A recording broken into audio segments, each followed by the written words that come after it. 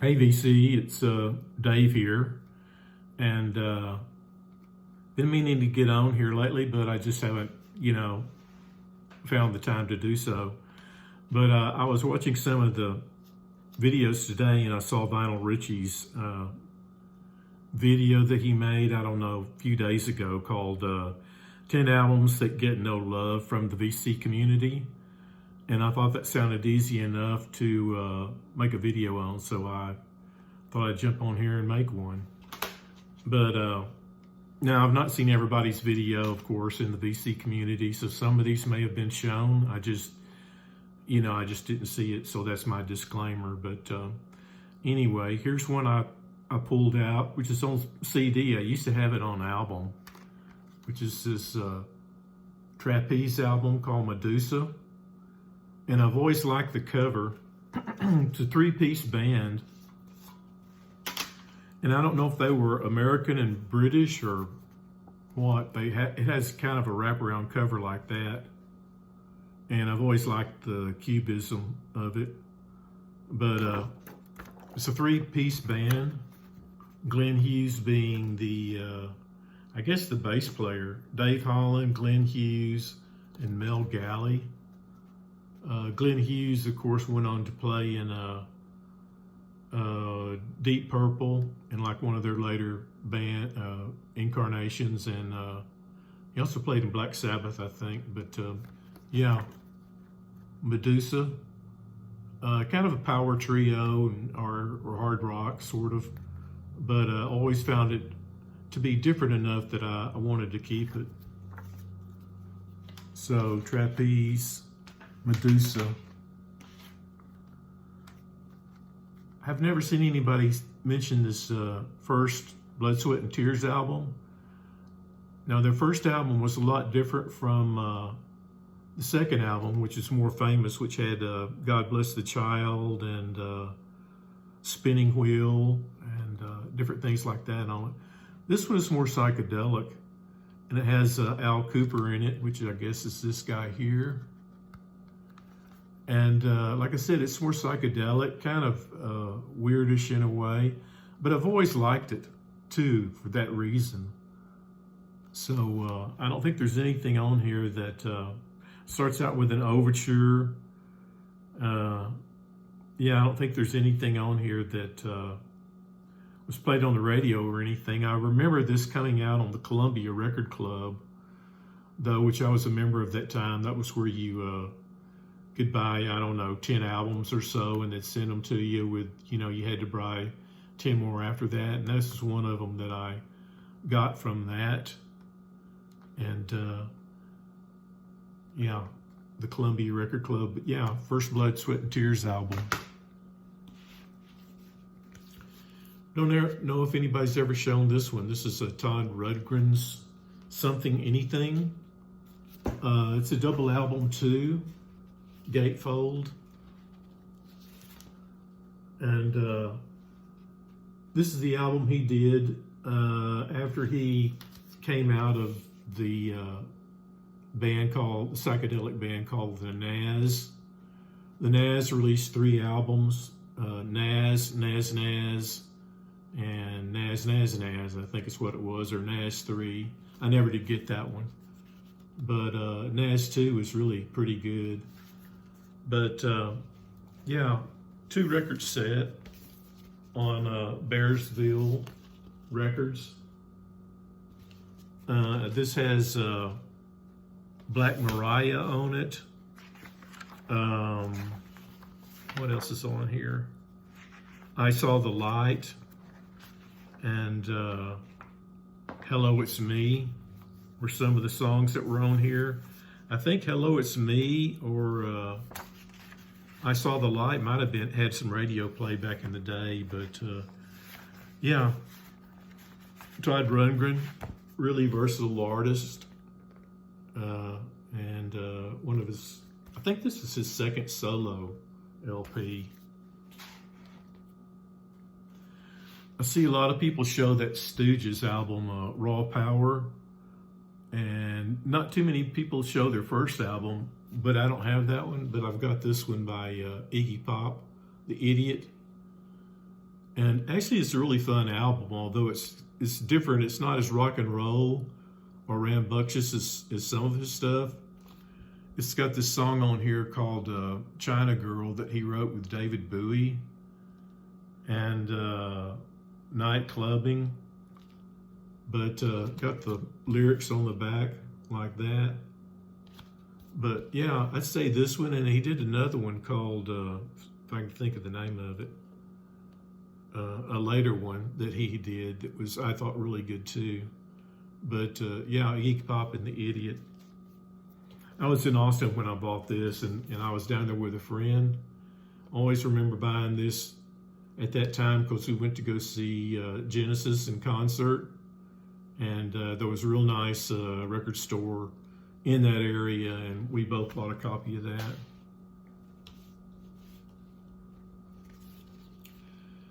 Neil Young's album called Old Ways.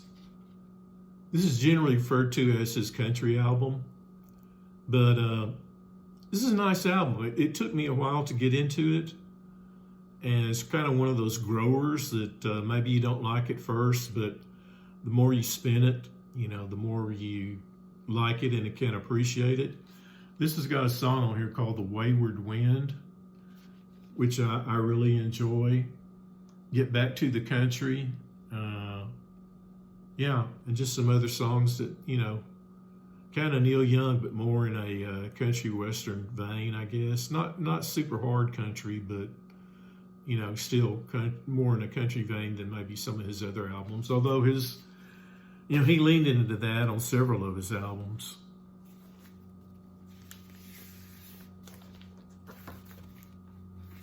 This is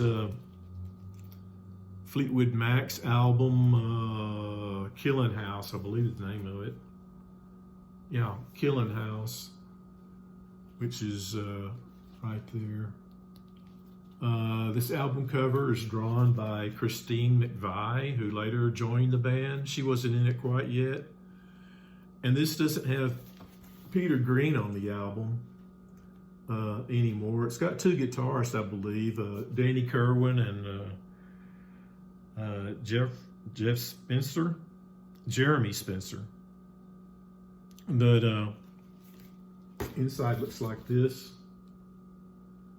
And I really like this album. It came Then Play On, which I like as well, came before this. And then I think they did the Fleetwood Mac in Chicago double album, which I like that album too. I liked all their earlier albums. And then this one came in after the blues album.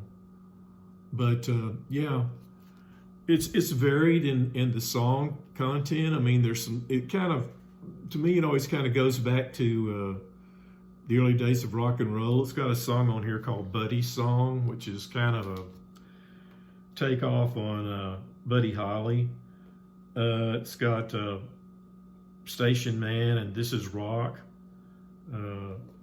But yeah, I always thought it was one of their, another good album by Fleetwood Mac before they went totally pop. Still has some rock and roll roots and blues roots on it, but yeah.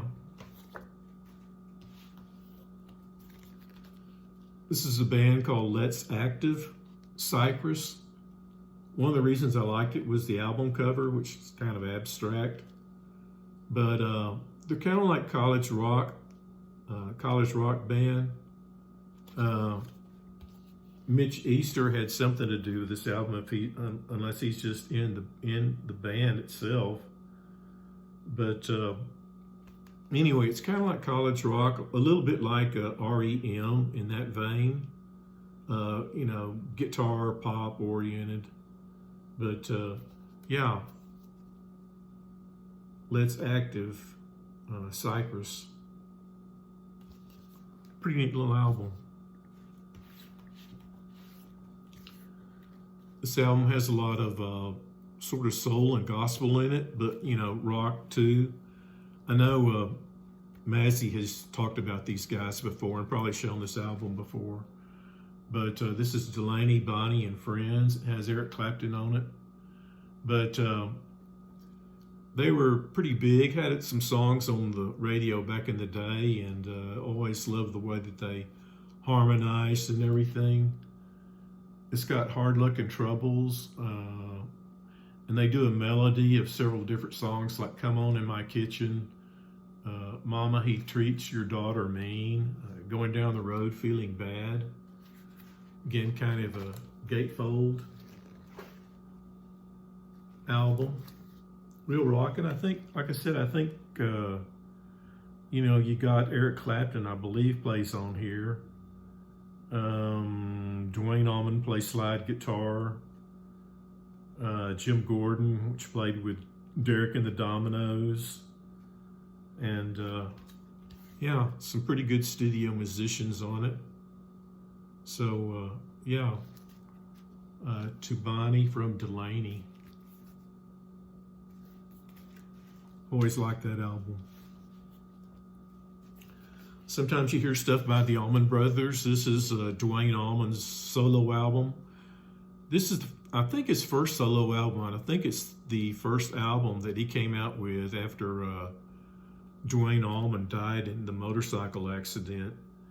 And that feeling kind of permeates this album, I think. I was living in Austin at the time, and I knew a guy that lived above me in the little apartment above me, and he was a big Allman Brothers band fan, and he played drums as well. His name was Chuck Pattenbach. I still remember his name to this day, but he played drums and was in and around the Austin scene, but he picked up this album, and that's where I first heard it. Again, another gatefold, like this. And it's got several covers on it that he does. Will the Circle Be Unbroken? Don't Mess Up a Good Thing. Please Call Home. Midnight Rider, which is an Allman Brothers song. All My Friends, and These Days. These Days is from Jackson Browne, and his cover of it is very much poignant, because you can really feel his, feeling kind of a little bit depressed about his brother's death and everything. But, all the songs are all, really well produced. And even though there are some cover songs on here, it's really well done. Good singing, good playing.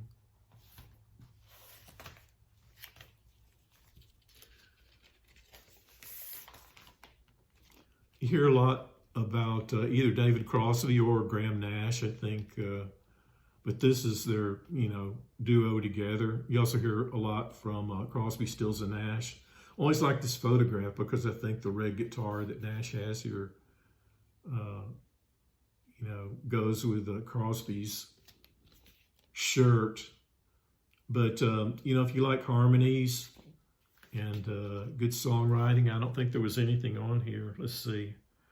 Mama Lion starts out this album, but there's not really anything that I know of on here that was on radio or anything. I mostly picked it up because I was a big Crosby, Stills, and Nash fan, and David Crosby fan, and Graham Nash individually as well had their own albums. But yeah, well made. I think there were like 2 other albums that they made together, and harmonized really well. Pretty well written songs. So yeah, this is David Crosby, Graham Nash, Wind on the Water is the name of it. And I don't know if this is too obscure or not. I don't think it's obscure. I mean, people can probably find it. But this is T-Bone Burnett's album, Proof Through the Night. Kind of a Americana type album, or singer-songwriter.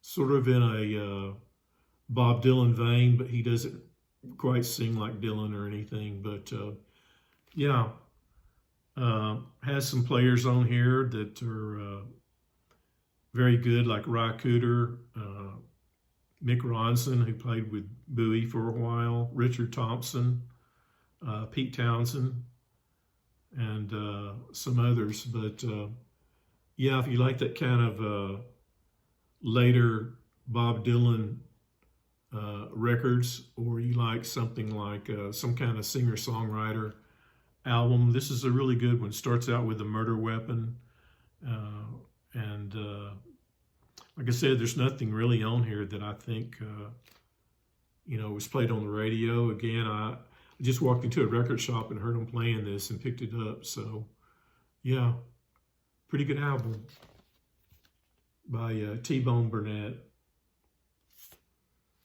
So that pretty much does it.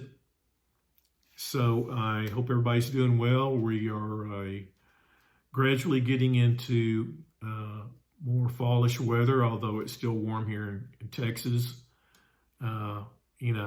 High still in the 90s, but at least it's fairly cool in the mornings. So hope everybody's doing well and enjoying your fall. Talk to you later.